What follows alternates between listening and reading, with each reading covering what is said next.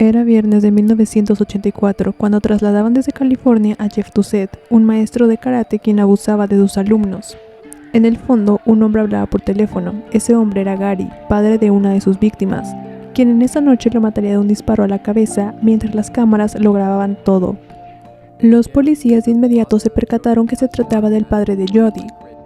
Leon Gary Plautché nació el 10 de noviembre de 1945 en Baton Rouge y sirvió brevemente a la Fuerza Aérea de los Estados Unidos, donde alcanzó el rango de sargento de Estado Mayor. Al dejar el ejército se convirtió en vendedor de equipos y trabajó como camarógrafo para un canal de noticias local. Con el tiempo se casó y formó una familia.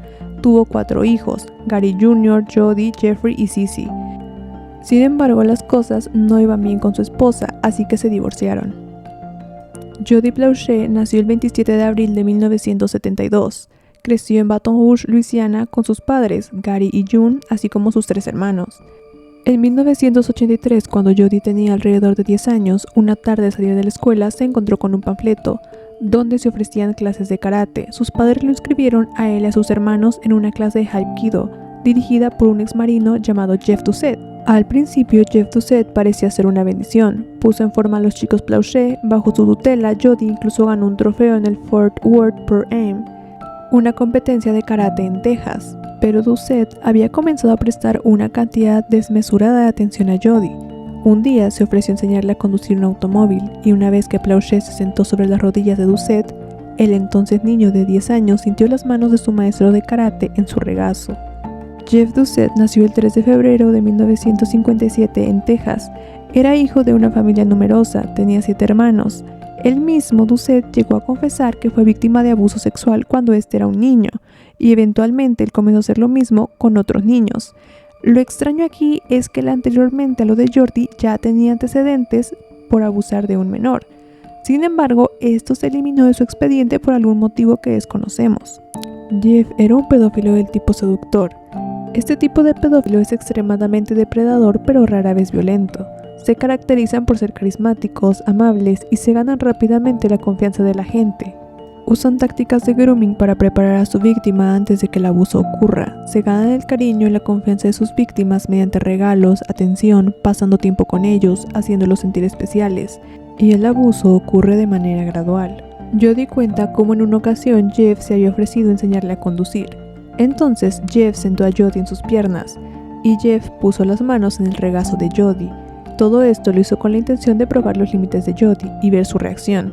Si veía que Jody se incomodaba con esto o le contaba a sus padres, eso significaba que tendría problemas con la policía, si se le ocurría hacer algo más. Sin embargo, si Jody no decía nada y no sabía cómo hablar al respecto de esto con nadie, eso significaría que si él le hacía algo más a Jody, probablemente no le contaría a nadie y no tendría problemas. Las principales características de este tipo de pedófilos es su capacidad para identificarse y comunicarse con los niños. Era bien conocido que Jeff constantemente sacaba a sus alumnos de paseo, ya fuera a patinar, a restaurantes o excursiones. Esto le permitía acercarse más a ellos y reconocer quiénes eran los más vulnerables porque les sería más fácil abusar de ellos. Estudios exploró la victimización sexual desde la perspectiva del niño víctima, y los autores notaron que en muchos casos la relación del abusador con la víctima llenaba déficits significativos en la vida de esta. Recordemos que cuando todo esto comenzó, los padres de Jody estaban separándose, lo cual lo hacía más vulnerable. El proceso para preparar a un niño para el abuso a menudo también implica preparar a los padres o a los responsables del niño para crear un espacio donde el abuso pueda ocurrir, y esta situación se repite mucho en los casos de CSA. De hecho, esa es la razón por la cual los padres no ven todas las banderas rojas que hubo en algún momento hasta que ya es demasiado tarde. Y en este caso, una de las mayores banderas rojas que hubo fue cuando el tío de Jody le dijo a Gary que había visto a Jeff despedirse de su hijo con un beso en la boca, cosa que a su tío no le pareció para nada normal y habló con Gary al respecto. A lo que Gary respondió que Jeff era un amigo cercano de la familia y que no había nada de qué preocuparse.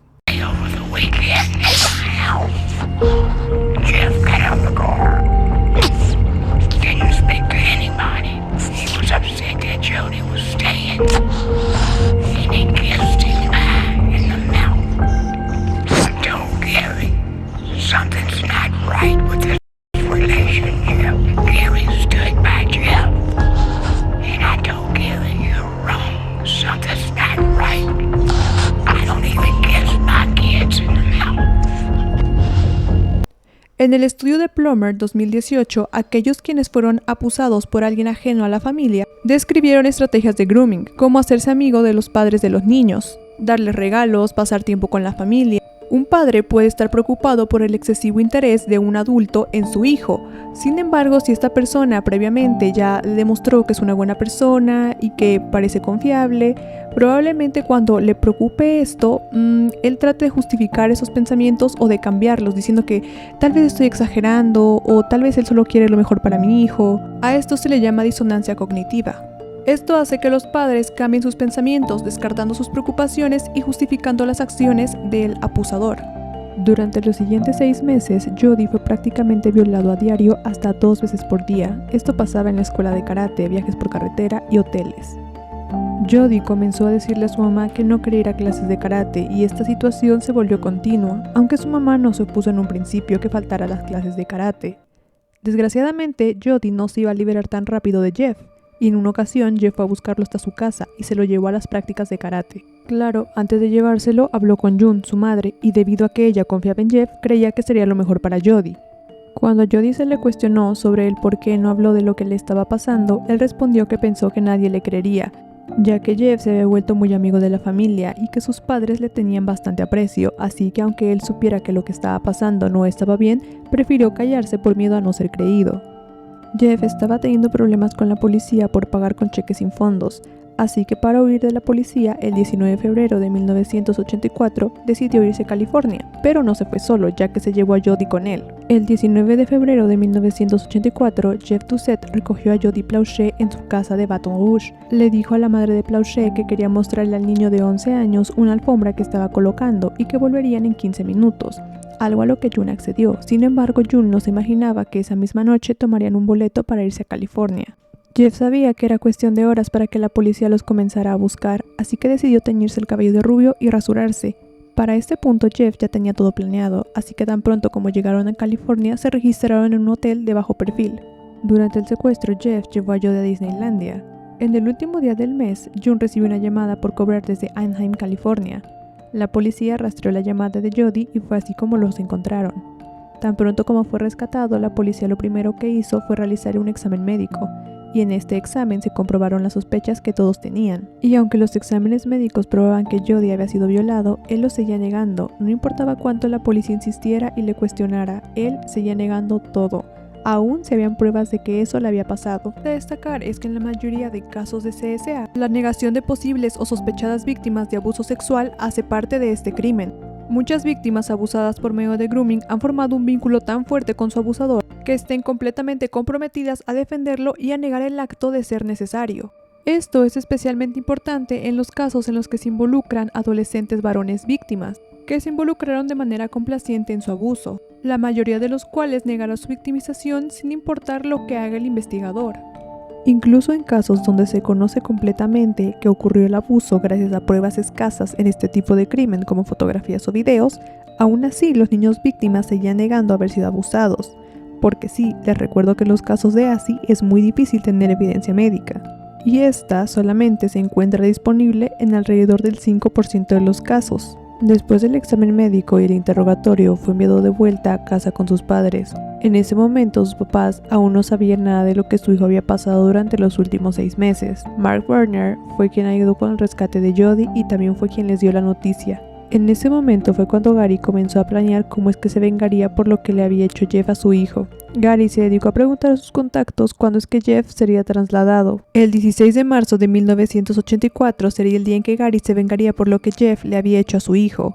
Así que ese día Gary se presentó al aeropuerto, pero como su imagen ya era conocida, decidió usar lentes y una gorra en un intento de ocultar quién era. Hablaba por teléfono en las cabinas telefónicas con su amigo Jimmy, y justo en el momento en el que Jeff Doucette pasaba, le apuntó a la cabeza y le disparó. Gary es acusado de homicidio en 2º grado por el asesinato de Jeff, pero solo estuvo un par de días en la cárcel, antes de ser liberado bajo una fianza de $100,000. Foster Sanders, quien fue su abogado, pidió que se tomara en cuenta el estado mental de su cliente y que él estaba en shock por todo lo que había ocurrido. Efectivamente, el jurado sí lo tuvo en cuenta, ya que el día de su juicio, el juez determinó que Gary Plauché no presentaba una amenaza para la sociedad. y lo condenó a 7 años de sentencia suspendida, 5 años de libertad condicional y 300 horas de servicio comunitario. Jody dijo que no quería que Jeff muriera. Dijo lo siguiente: después del tiroteo estaba muy molesto con mi padre, no quería que mataran a Jeff, sentí que iba a ir a la cárcel y eso fue suficiente para mí. Eventualmente, Jody también llegó a perdonar a su padre, quien murió en 2014. Jody Blanchet asistió a la Universidad Estatal de Luisiana, donde comenzó una búsqueda de activismo por la vida, sirvió en la Junta Ejecutiva de Hombres contra la Violencia después de graduarse, y trabajó en el Centro de Servicios para Víctimas del Condado de Montgomery como consejero de agresión sexual. Blanchet también se ha pronunciado sobre cómo los padres pueden proteger a sus hijos de abusadores como Jeff Doucette. Esa es una de las razones por las que escribió su libro, Why Gary. Dijo: quería dar esperanza a las víctimas, quería darles a los padres conocimientos y quería que las personas ajenas tuvieran una comprensión general sobre la violencia sexual y el abuso sexual. Algunos padres me enviaron mensajes y me dijeron: acabo de terminar tu libro, aprendí mucho.